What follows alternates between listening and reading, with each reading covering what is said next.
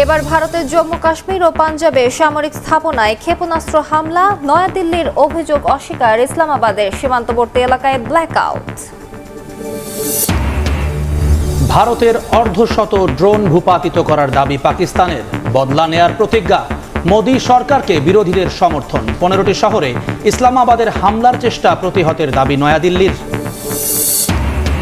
পশ্চিমাদের সঙ্গে উত্তেজনার মধ্যেই এবার গোপন ড্রোন ঘাঁটির চিত্র উন্মোচন করল ইরান। সমুদ্রপথে শত্রুর আক্রমণ প্রতিহতে ভূমিকা রাখবে দাবি তেহরানের।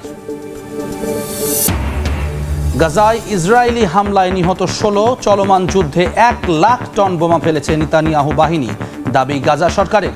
ফিলিস্তিনিদের পক্ষে বিক্ষোভ করায় নিউ ইয়র্কে গ্রেফতার 70। জম্মু কাশ্মীর সীমান্তে পাকিস্তান ড্রোন হামলা চালিয়েছে বলে দাবি করেছে ভারত। পাকিস্তানের নিক্ষেপ করা অন্তত 8টি ক্ষেপণাস্ত্র প্রতিহত করেছে বলে জানায় দেশটির প্রতিরক্ষা বাহিনী। তবে পাকিস্তানের প্রতিরক্ষা মন্ত্রী খাজা আসিফ এ হামলার কথা অস্বীকার করেন। পাকিস্তান আঘাত করলে সেটা লুকিয়ে রাখবে না বলেও জানান তিনি। এদিকে ভারতের নিক্ষেপ করা 25টি ড্রোন ভূপাতিত করেছে বলে দাবি ইসলামাবাদের। সংঘাত নিরসনে ভারতের পররাষ্ট্রমন্ত্রী ও পাকিস্তানের প্রধানমন্ত্রীর সঙ্গে ফোন আলাপ করেছেন মার্কিন পররাষ্ট্রমন্ত্রী মার্কো রুবিও। স্থানীয় সময় বৃহস্পতিবার রাতে জম্মু কাশ্মীর সীমান্তে ড্রোন হামলা চালিয়েছে পাকিস্তান। এমন দাবি করে ভারত বলছে সামরিক ঘাঁটি ও গুরুত্বপূর্ণ স্থাপনা লক্ষ্য করে ড্রোন ও ক্ষেপণাস্ত্র হামলা চালানো হয়, যার মধ্যে ছিল জম্মুর সটোয়ারি বিমান ঘাঁটিও। পাকিস্তানের নিক্ষেপ করা অন্তত 8টি ক্ষেপণাস্ত্র প্রতিহত করেছে বলে জানায় ভারতের প্রতিরক্ষা বাহিনী। তবে জম্মু কাশ্মীরে হামলা চালানোর অভিযোগ অস্বীকার করেছেন পাকিস্তানের প্রতিরক্ষা মন্ত্রী খাওয়াজা আসিফ। উল্টো অভিযোগ করেন ভারত পরিস্থিতি নিয়ন্ত্রণের সুযোগ দিচ্ছে না। তিনি জানান পাকিস্তান আঘাত করলে সেটি লুকিয়ে রাখবে না। সেই সঙ্গে আরব দেশগুলো এই সংকট নিরসনে মধ্যস্থতার চেষ্টা চালাচ্ছে বলেও জানান পাক প্রতিরক্ষা মন্ত্রী। এছাড়া ভারতে নিক্ষেপ করা 25টি ড্রোন ভূপাতিত করেছে বলে দাবি পাকিস্তানের, যদিও নয়াদিল্লি এ বিষয়ে কোনো আনুষ্ঠানিক প্রতিক্রিয়া জানায়নি। এদিকে সংঘর্ষে ভারতীয় যুদ্ধবিমান বিধ্বস্ত হওয়ার প্রমাণ পাওয়ার দাবি করেছে বিবিসি। জানানো হয় তারা 3টি ভিডিও যাচাই করেছে, যেখানে ফরাসি নির্মিত রাফায়েল যুদ্ধবিমানের ধ্বংসাবশেষ দেখানো হয়েছে, যা ভারতীয় বিমান বাহিনী ব্যবহার করে। বিবিসি ভেরিফাই জানিয়েছে ভারতের পাঞ্জাব রাজ্যের বাথিন্ডা শহরের কাছে একটি মাঠের ওপর বিধ্বস্ত বিমানের ছবি পাওয়া গেছে। সেখানে সৈন্যদের বিধ্বস্ত বিমান থেকে ধ্বংসাবশেষ সংগ্রহ করতে দেখা যায়। পরমাণু শক্তিধর দুই প্রতিবেশী দেশের সংঘাত নিয়ে আন্তর্জাতিক উদ্বেগ বেড়েছে। যুক্তরাষ্ট্রের পররাষ্ট্রমন্ত্রী মার্কো রুবিও পৃথকভাবে ভারতের পররাষ্ট্রমন্ত্রী ও পাকিস্তানের প্রধানমন্ত্রীর সঙ্গে ফোনে কথা বলেন এবং সরাসরি সংলাপের আহ্বান জানান। একই সঙ্গে ইরানের পররাষ্ট্রমন্ত্রী আব্বাস আরাকচি নয়াদিল্লি সফরে এসে জানান সংঘাত যেন আর না বাড়ে সেই প্রত্যাশাই তেহরানের।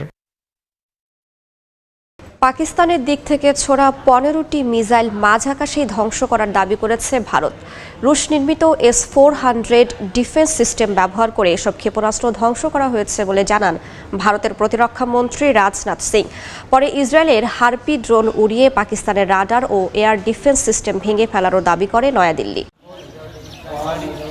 বুধবার মধ্যরাতে ভারতের সেনা স্থাপনা লক্ষ্য করে একযোগে ড্রোন ও মিসাইল ছোড়ে পাকিস্তান। ভারতের প্রতিরক্ষা মন্ত্রণালয় জানায় পাকিস্তানের টার্গেটে ছিল জম্মু কাশ্মীর, পাঞ্জাব ও গুজরাটের অন্তত 15টি শহর, যার মধ্যে রয়েছে শ্রীনগর, পাঠানকোট, লুধিয়ানা, চণ্ডীগড় ও অমৃতসর। তবে রুশ নির্মিত S-400 ব্যবহার করে ভারতীয় সেনারা মাঝ আকাশেই সেগুলো প্রতিহত করেছে বলে দাবি ভারতের প্রতিরক্ষা মন্ত্রী রাজনাথ সিং এর।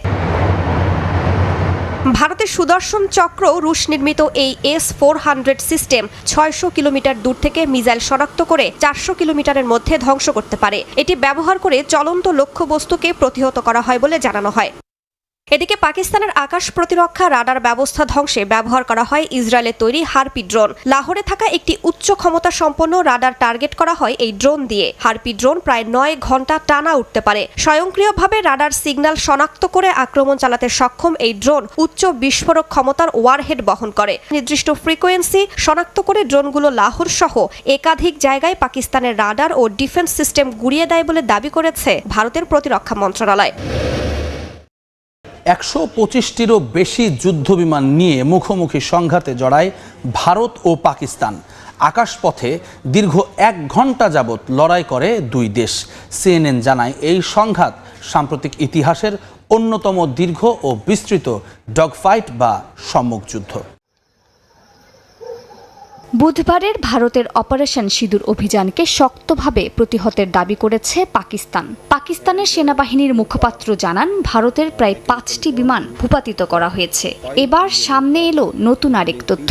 বুধবারে নয়াদিল্লির অপারেশন সিঁদুরে শুধু একতরফা হামলা হয়নি, বরং ইসলামাবাদের প্রতিরোধ ব্যবস্থা অনেক শক্তিশালী ছিল বলে জানিয়েছে মার্কিন গণমাধ্যম CNN। এক প্রতিবেদন অনুযায়ী দুই দেশের এই সংঘর্ষে একযোগে অংশ নিয়েছিল 125টিরও বেশি যুদ্ধ বিমান। পাকিস্তানের একজন শীর্ষ নিরাপত্তা সূত্র জানিয়েছেন, 1 ঘন্টার বেশি সময় ধরে চলা এই সম্মুখ যুদ্ধ ইতিহাসের সবচেয়ে দীর্ঘ ও বিস্তৃত সম্মুখ যুদ্ধ। এই যুদ্ধে দুই দেশই আকাশসীমা লঙ্ঘন করেনি, তবে 160 কিলোমিটার পর্যন্ত দূরত্বে ক্ষেপণাস্ত্র বিনিময় হয়েছে বলে দাবি করেন তিনি। প্রতিবেদনের তথ্য মতে লক্ষ্যবস্তুতে আঘাত হানতে ভারতীয় বিমান বাহিনীকে একাধিকবার চেষ্টা করতে হয়েছে। অন্যদিকে পাকিস্তান সম্ভাব্য লক্ষ্যবস্তু এলাকা থেকে সাধারণ মানুষকে সরিয়ে নেওয়ার চেষ্টা করেছে। ক্ষয়ক্ষতি কম রাখতে সক্রিয় ছিল সেনাবাহিনী। সিএনএনকে পাকিস্তানের শীর্ষ কর্মকর্তা জানান, 2019 সালে সীমান্ত পেরিয়ে পাকিস্তানে ঢোকার পর অভিনন্দন নামে এক ভারতীয় পাইলটের বন্দী হওয়ার ঘটনা এবার পাইলটদের সীমিত রেখেছে নিজ নিজ আকাশে। সেই অপমান এড়াতে এবার সরাসরি সীমান্ত লঙ্ঘনের পথে যায়নি কোনো পক্ষই। যদিও দুই দেশই সংঘাতকে সীমিত রাখার চেষ্টা করেছে, তবে এত বিশাল সংখ্যক বিমান ও দীর্ঘ সময়ব্যাপী লড়াই দুই পারমাণবিক শক্তিধর দেশের মধ্যে সম্ভাব্য সংঘাতের বিপজ্জনক ইঙ্গিত বলে মনে করছেন বিশ্লেষকরা। ভারত পাকিস্তানের মধ্যে লড়াই শুধু সামরিক শক্তিতে নয়, চলছে তুমুল তথ্যের যুদ্ধ। শুরু হয়েছে সামরিক উত্তেজনার ফাঁকে ছবি আর ভাষ্য দিয়ে জনগণকে নিয়ন্ত্রণের লড়াই। বিশ্লেষক ও সাধারণ বাসিন্দাদের দাবি, সবকিছুতে সুস্পষ্ট প্রমাণ না থাকলেও দুপক্ষের পাল্টাপাল্টি দাবিতে কোনটা সত্য আর কোনটা মিথ্যা এটা নির্ধারণ করা কঠিনই হয়ে পড়েছে। কাশ্মীর ঘিরে ফের উত্তপ্ত ভারত পাকিস্তান সীমান্ত। মঙ্গলবার দিবাগত রাতের বিমান হামলার পর দুই পারমাণবিক শক্তিধর প্রতিবেশী পৌঁছেছে যুদ্ধের দ্বারপ্রান্তে। তবে এবার লড়াই শুধু সীমান্তে নয়, চলছে তথ্যের যুদ্ধ। ৭৭ বছরের পুরনো সংঘাতের ধারাবাহিকতায় এবারও ভারত পাকিস্তানের লড়াইয়ে সত্যকে ছাপিয়ে উঠেছে তথ্য প্রতিযোগিতা। পাকিস্তান অভিযোগ করছে, ভারতীয় বাহিনী 6টি শহরে ও একটি স্বাস্থ্যকেন্দ্রে হামলা চালিয়েছে। প্রাণ গেছে 31 জন বেসামরিক মানুষের, যার মধ্যে রয়েছে 3 বছরের একটি শিশুও। ইসলামাবাদ বলছে, হামলার লক্ষ্য ছিল নিরীহ জনপদ, যা আন্তর্জাতিক আইন লঙ্ঘনের শামিল। অন্যদিকে নয়াদিল্লির দাবি ভিন্ন। তারা বলছে, গেল মাসে পেহেলগামে প্রাণঘাতী হামলার জবাবে চালানো হয়েছে এই অপারেশন। 9টি স্থানে সন্ত্রাসী অবকাঠামো লক্ষ্য করে হামলা চালানো হয়। ভারতের মতে নিহতরা জঙ্গি সংশ্লিষ্ট ছিলেন। সবচেয়ে বিতর্কিত তথ্য যুদ্ধ বিমান ভূপাতিত হওয়া নিয়ে। পাকিস্তান দাবি করেছে 5টি ভারতীয় যুদ্ধ বিমান গুড়িয়ে দিয়েছে তারা। ভারত এখনও আনুষ্ঠানিকভাবে স্বীকার করেনি। 3টি বিমান ভূপাতিত হওয়ার কথা স্বীকার করেছে নাম প্রকাশে অনিচ্ছুক নিরাপত্তা কর্মকর্তারা। তবে সেগুলো কোন দেশের তা স্পষ্ট নয়। তথ্য সংকটে আরও উত্তাপ যোগায় নিয়ন্ত্রণ রেখায় সাদা পতাকা উড়ানোর অভিযোগ। পাকিস্তানের দাবি, একটি সামরিক পোস্টে ভারতীয় সেনারা আত্মসমর্পণের সংকেত দিয়েছে। ভারতের পক্ষ থেকে এ বিষয়ে কোনো মন্তব্য আসেনি। বিশেষজ্ঞরা বলছেন, এখন লড়াই শুধু সীমান্তে নয়, বরং মনোজগতে তথ্য, ভাষ্য আর জনমত ঘিরেই মূল যুদ্ধ। পেহেলগামের প্রতিশোধ হিসেবে পাকিস্তানে বিমান হামলার পর ভারতের জাতীয় দৈনিকগুলোতে উঠে এসেছে বীরত্ব, প্রতিশোধ আর অভিযানের নায়ক প্রধানমন্ত্রী নরেন্দ্র মোদীর গুণগান। কিন্তু পাকিস্তানের পাল্টা হামলায় প্রাণহানি, ক্ষয়ক্ষতির খবরের প্রসঙ্গ নেই ভারতের মূলধারার দৈনিক পত্রিকায়। এছাড়া বিবিসি ও ডয়চে ভেলের প্রতিবেদনে তুলে ধরা হয়েছে ভারত ও পাকিস্তানের ছড়ানো বিভিন্ন মিথ্যা তথ্য।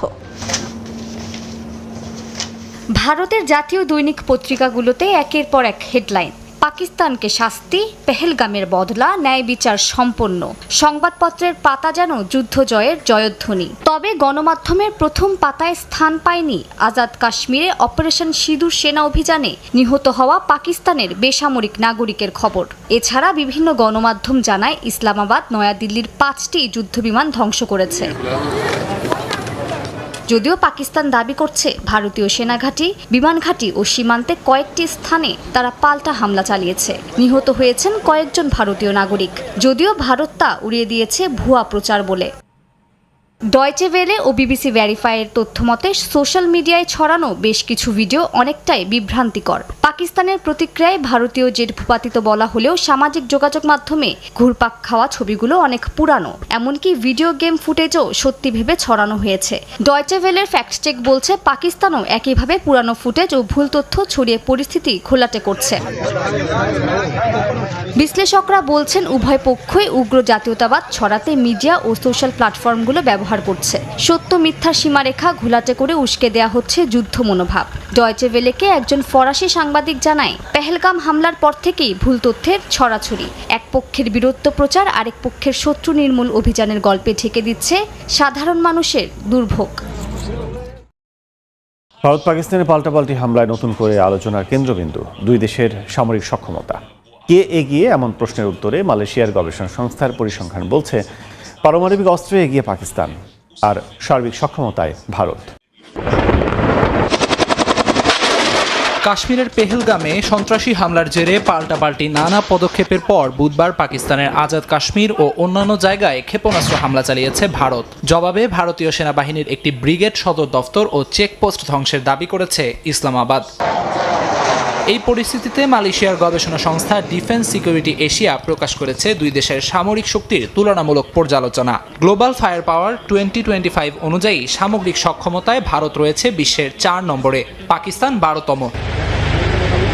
পারমাণবিক অস্ত্রে পাকিস্তান এগিয়ে থাকার বিষয়টি বিশেষভাবে গুরুত্ব পাচ্ছে। ইসলামাবাদের হাতে 140টি থেকে 150টি পারমাণবিক ওয়ারহেড, যেগুলো তুলনামূলকভাবে অল্প পরিসরের যুদ্ধেও ব্যবহারের জন্য প্রস্তুত। ভারতের সংখ্যা 160 হলেও নো ফার্স্ট ইউজ নীতির কারণে তা কৌশলগতভাবে সীমাবদ্ধ। জনবল ও বাজেটের দিকেও রয়েছে বড় পার্থক্য। ভারতের প্রতিরক্ষা বাজেট 7,900 কোটি মার্কিন ডলার, যা বিশ্বের তৃতীয় সর্বোচ্চ। পাকিস্তানের সর্বোচ্চ বাজেট 1,200 কোটি ডলার। এবার গোপন ড্রোন ঘাঁটির চিত্র উন্মোচন করল ইরান। দেশটির রাষ্ট্রীয় টেলিভিশনের প্রতিবেদনে বলা হয়েছে, ঘাঁটিটি আধুনিক প্রযুক্তিতে সজ্জিত।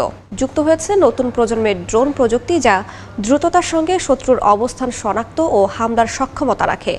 তেহরান বলছে, সমুদ্রপথে আক্রমণ প্রতিহত করতে গুরুত্বপূর্ণ ভূমিকা পালন করবে ঘাঁটিটি। অস্ত্র, আধিপত্য আর আতঙ্ক সব মিলিয়ে এক গভীর সংকেত দিল ইরান। স্থানীয় সময় বৃহস্পতিবার রাষ্ট্রীয় টেলিভিশনে সম্প্রচারিত হয়েছে ভূগর্ভস্থ একটি ড্রোন ঘাঁটির দৃশ্য। যদিও এই দৃশ্যের সময় ও স্থান অজানা, তবে বার্তা স্পষ্ট, যুদ্ধের জন্য প্রস্তুত তেহরান। ঘাঁটিতে পরিদর্শনে যান দেশটির বিপ্লবী গার্ড বাহিনী IRGC প্রধান হোসেন সালামি ও নৌবাহিনীর commander Ali Reza Tangsiri. Underground এই ঘাঁটির ভেতর থেকে তোলা ফুটেজে দেখা গেছে বিভিন্ন ধরনের ড্রোন, যেগুলো সমুদ্র প্রতিরক্ষা ব্যবস্থায় ব্যবহারের জন্য প্রস্তুত করা হয়েছে। গোটা ঘাঁটি নির্মিত হয়েছে গোপনীয়তা বজায় রেখে। প্রতিবেদনে বলা হয়, ঘাঁটিটি আধুনিক প্রযুক্তিতে সজ্জিত এবং এতে যুক্ত হয়েছে নতুন প্রজন্মের ড্রোন প্রযুক্তি, যা দ্রুততার সঙ্গে শত্রুর অবস্থান শনাক্ত ও হামলার সক্ষমতা রাখে। বিশেষভাবে সমুদ্রপথে আক্রমণ প্রতিহত করতে এই ঘাঁটি গুরুত্বপূর্ণ ভূমিকা পালন করতে পারে বলে মনে করা হচ্ছে। ঘাঁটিটি এমন সময় সামনে আনা হলো যখন সামনে রয়েছে যুক্তরাষ্ট্র ও ইরানের পরবর্তী পরমাণু আলোচনা। পশ্চিমা দেশগুলোর অভিযোগ, ইরান গোপনে পরমাণু অস্ত্র তৈরির চেষ্টা করছে, যদিও তেহরান তা অস্বীকার করে বলছে তাদের কর্মসূচি সম্পূর্ণ বেসামরিক। গাজায় ইসরায়েলি হামলায় নিহত হয়েছেন আরও 16 জন। গেল 19 মাসে নেতানিয়াহু প্রশাসন গাজা উপত্যকা জুড়ে 1 লাখ টন বোমা ফেলেছে বলে দাবি গাজা সরকারের। অবরোধে দুর্ভিক্ষের মুখে পুরো গাজাবাসী। এমন পরিস্থিতিতে রাশিয়া সফরে গেছেন ফিলিস্তিনের প্রেসিডেন্ট মাহমুদ আব্বাস। বৈঠক করবেন রুশ প্রেসিডেন্ট ভ্লাদিমির পুতিনের সঙ্গে। গাজা উপত্যকা যেন মৃত্যুপুরী। একদিকে লাগাতার বিমান হামলা, অন্যদিকে খাদ্য ও ওষুধের প্রবেশ পুরোপুরি বন্ধ। শিশু, নারী ও বৃদ্ধদের বাঁচার যেন আর কোনো উপায় নেই। চারপাশে শুধু ধ্বংসযজ্ঞ আর হাহাকার। স্থানীয় সময় বৃহস্পতিবার গাজা উপত্যকার উত্তরের বেইত লাহিয়ায় ইসরায়েলি হামলায় নিহত হয়েছেন বেশ কয়েকজন। রাফা শহরেও বিস্ফোরণে ক্ষয়ক্ষতির খবর পাওয়া গেছে। হতাহত হয়েছেন অনেকে। গাজা সরকারের তথ্য অনুযায়ী উপত্যকা জুড়ে গেল 19 মাসে 1 লাখ টন বোমা ফেলেছে ইসরায়েল। এতে নিহত হয়েছেন 52,000-এর বেশি মানুষ। এছাড়া 10,000-এর বেশি বাসিন্দা ধ্বংসস্তূপের নিচে এখনো আটকে রয়েছেন। তারা জীবিত না মৃত কেউ জানে না। খাদ্য প্রবেশে অবরোধের কারণে দুর্ভিক্ষ এখন সময়ের ব্যাপার মাত্র। ইউরোপীয় নেতারা মানবিক ত্রাণ বন্টনে ইসরায়েলের নিয়ন্ত্রণের বিরুদ্ধে কথা বললেও কার্যকর কোনো সমাধান হয়নি। এদিকে পূর্ব জেরুজালেমে জাতিসংঘের 6টি স্কুল স্থায়ীভাবে বন্ধ করে দিয়েছে ইসরায়েল। ঝুঁকিতে রয়েছে 800 শিক্ষার্থীর ভবিষ্যৎ। চলমান সংঘাতের মধ্যে রাশিয়ার 80তম বিজয় দিবস অনুষ্ঠানে যোগ দিতে মস্কো পৌঁছেছেন ফিলিস্তিনি প্রেসিডেন্ট মাহমুদ আব্বাস। 10 মে রুশ প্রেসিডেন্ট ভ্লাদিমির পুতিনের সঙ্গে বৈঠক করবেন তিনি। এই বৈঠকে গাজায় চলমান মানবিক বিপর্যয়, ইসরায়েলের সামরিক অভিযান এবং মধ্যপ্রাচ্যের সম্ভাব্য শান্তি উদ্যোগ নিয়ে আলোচনা হবে বলে জানানো হয়েছে। আন্তর্জাতিক চাপের মুখে এই সফরকে কূটনৈতিকভাবে গুরুত্বপূর্ণ বলে মনে করা হচ্ছে। ইউক্রেনের রাজধানী কিয়েভে রুশ বাহিনীর ড্রোন হামলায় আহত হয়েছেন শিশুসহ অন্তত 11 জন। বেশ কয়েকটি ভবনে আগুন ধরে যাওয়ায় ব্যাপক অবকাঠামোগত ক্ষয়ক্ষতি হয়েছে। ইউক্রেনের প্রেসিডেন্ট জেলেনস্কি জানান যে কোনো সময় রাশিয়ার সঙ্গে যুদ্ধবিরতি সম্ভব, তাই মস্কোর ওপর চাপ তৈরিতে পশ্চিমা মিত্রদের প্রতি আহ্বান জানান তিনি। এদিকে রুশ প্রেসিডেন্ট ভ্লাদিমির পুতিনের দাবি বিশ্ববিশ্ব রাশিয়াকে ভাগ করতে চায়, তারা পারমাণবিক উত্তেজনায় উস্কানি দিচ্ছে বলে অভিযোগ পুতিনের। যুদ্ধবিরতির আলোচনার মধ্যেও ইউক্রেনে হামলা চালিয়ে যাচ্ছে রাশিয়া। স্থানীয় সময় রোববার রাতভর রুশ বাহিনীর ড্রোন হামলায় আগুন ধরে যায় কিয়েভের বেশ কয়েকটি ভবনে। শিশুসহ আহত হন বেশ কয়েকজন। ইউক্রেন জানায় এদিন রাশিয়া অন্তত শতাধিক ড্রোন ছোড়ে। এর মধ্যে বেশ কয়েকটি প্রতিহত করা হয়েছে বলে দাবি করেছে দেশটির প্রতিরক্ষা মন্ত্রণালয়। এদিকে ইউক্রেনের প্রেসিডেন্ট ভলোদিমির জেলেনস্কি জানান যুদ্ধবিরতি যে কোনো দিন সম্ভব। রোববার চেক প্রজাতন্ত্রের রাজধানী প্রাগে এক সম্মেলনে একথা বলেন তিনি। তবে রাশিয়াকে যুদ্ধবিরতিতে সম্মত করতে মস্কোর ওপর চাপ বাড়াতে পশ্চিমা মিত্রদের আহ্বান জানান তিনি। যুক্তরাষ্ট্রের প্রস্তাবিত পূর্ণ যুদ্ধবিরতি উপেক্ষা করার আজ 54তম দিন। আমরা বিশ্বাস করি যুদ্ধবিরতি যে কোনো সময়, এমনকি আজ থেকেই শুরু হতে পারে এবং অন্তত 30 দিন স্থায়ী হওয়া উচিত, যাতে কূটনীতি একটি বাস্তব সুযোগ পায়।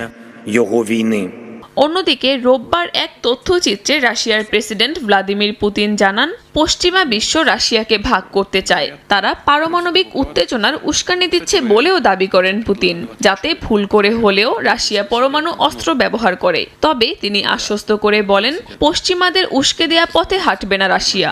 ইউক্রেনে পারমাণবিক অস্ত্র ব্যবহারের কোনো প্রয়োজন হবে না বলেও মন্তব্য করেন তিনি।